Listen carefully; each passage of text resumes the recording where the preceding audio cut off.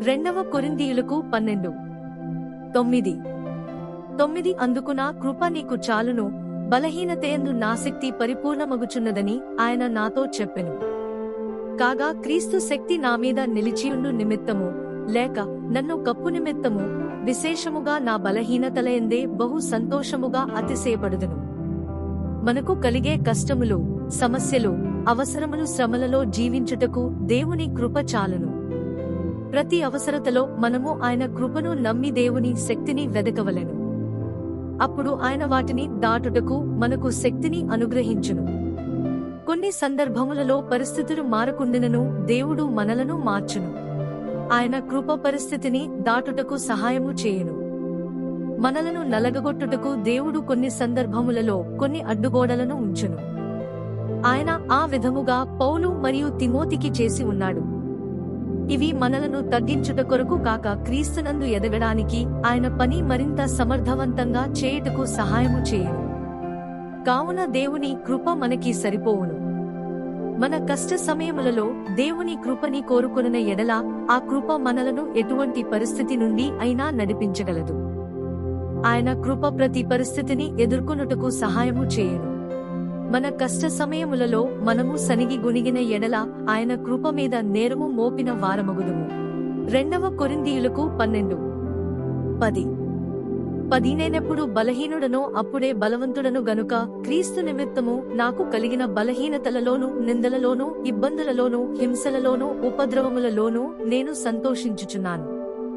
మన జీవిత గమనములో మన అవసరతలు, శ్రమలు, నిరాశ, నిస్పృహ కాలమందు గెలుచుటకు ఆయన కృప చాలును. మనము ఎప్పుడు బలహీనులమో అప్పుడే బలవంతులము.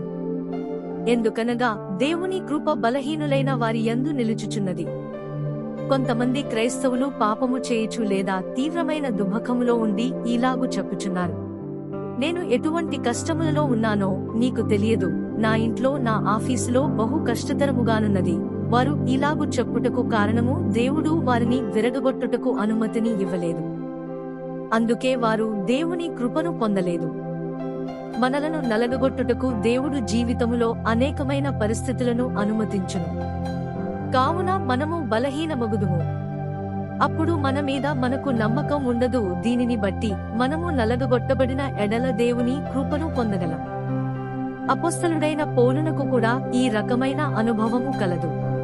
మన కష్ట సమయములలో దేవుని సన్నిధి యందు గడిపి ఆయనను కృప కొరకు వేడుకొందుము. మీరు ఎల్లప్పుడూ గుర్తుంచుకునుడి, దేవుడు మన జీవితంలో అన్ని రకములైన శ్రమలను అనుమతించును. నీవు ఆ శ్రమకు అప్పగించబడిన ఎడల నీవు నలగగొట్టబడుదు. అప్పుడు నీవు ఆయన పాదముల యొద్దకు చేరి కృపను పొందగలవు. నీవు ఆ శ్రమను అంగీకరించని ఎడల నీవు విరువగొట్టబడక కృపను పొందలేవు. పౌలు చెప్పిన రీతిగా తాను గర్వముగా ఉండగలడు. కాని పౌలును దేవుడు విరుగగొట్టెను. ఆయన శరీరం నందు ఒక ముళ్ళు ఉంచబడెను. అది పౌలును బలహీనపరచుచునుండెను. అది తన యొద్ద నుండి తొలగిపోవాలని పలుమార్లు పౌలు ప్రార్థించినను దేవుడు దానిని తొలగించలేదు. అయితే నా కృప నీకు చాలు అని సెలవీయబడెను. చూడండి, పౌలును దేవుడు ఏ విధముగా ఆశీర్వదించెనో, ఏ విధముగా తన పాత్రగా వాడుకొనెను. దేవుడు పౌలును బలహీనపరచెను, తద్వారా తన శక్తిని కనపరచెను. 1 కొరింథీయులకు 10:13 సాధారణముగా మనుష్యులకు కలుగు శోధన తప్ప మరియేదియూ మీకు సంభవింపలేదు. దేవుడు నమ్మదగినవాడు. మీరు సహింపగలిగినంతకంటే ఎక్కువగా ఆయన మిమ్మును శోధింపబడనీయడు. అంతేకాదు, సహింపగలుగుటకు ఆయన శోధనతో కూడా తప్పించుకును మార్గమును కలుగజేయును. దేవుడు నమ్మదగినవాడు. మనము శోధింపబడగలిగినంత కంటే ఎక్కువగా శోధింపబడనీయడు. కష్టమైన సమస్యలైనా దేవుడు మనకు తప్పించుకును మార్గమును తన కృప ద్వారా కలగజేయును. పౌలు తన శరీరమందు ఉన్న ముళ్ళును సమస్యగా ఉంచెను. అయితే దేవుడు నా కృప నీకు చాలును అని చెప్పెను. దేవుడు ఒకవేళ పౌలునకు ఆ ముళ్ళు లేని ఎడల ఆయన బలముగా నుండి ఉండలేడు.